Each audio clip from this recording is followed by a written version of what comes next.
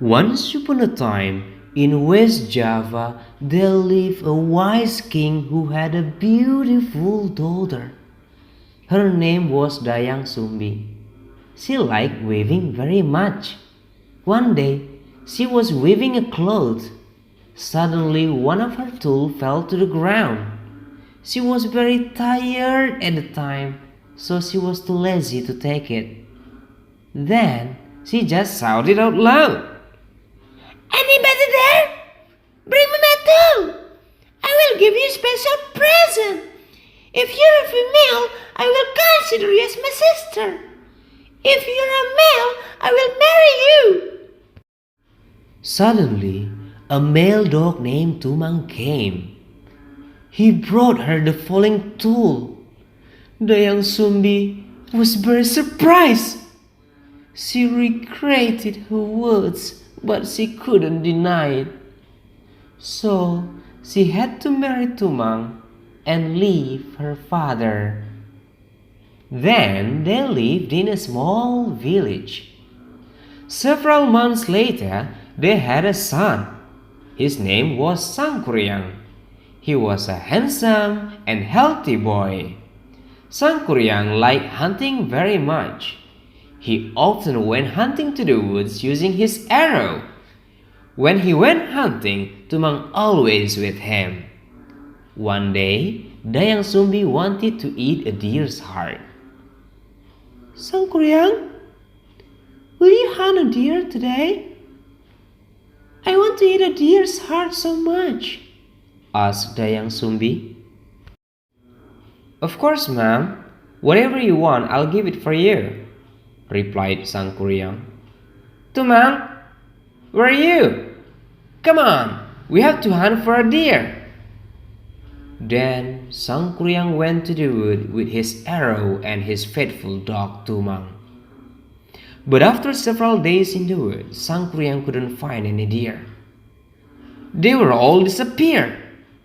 Sangkuriang was exhausted and desperate. "Oh God, where can I find a deer?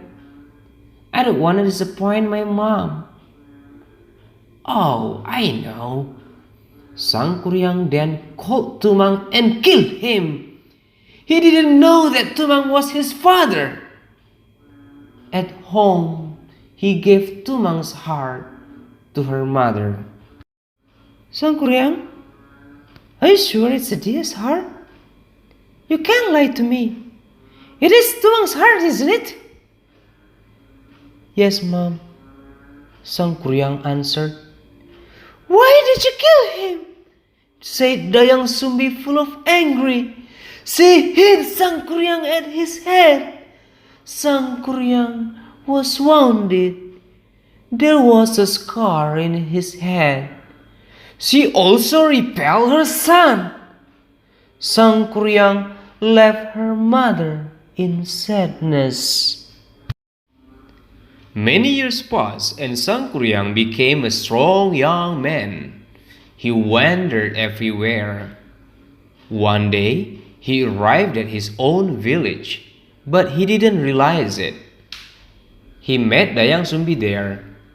At the time, Dayang Sumbi was given an eternal beauty by God, so she stayed young forever. Both of them didn't know each other, so they fell in love and then they decided to get married.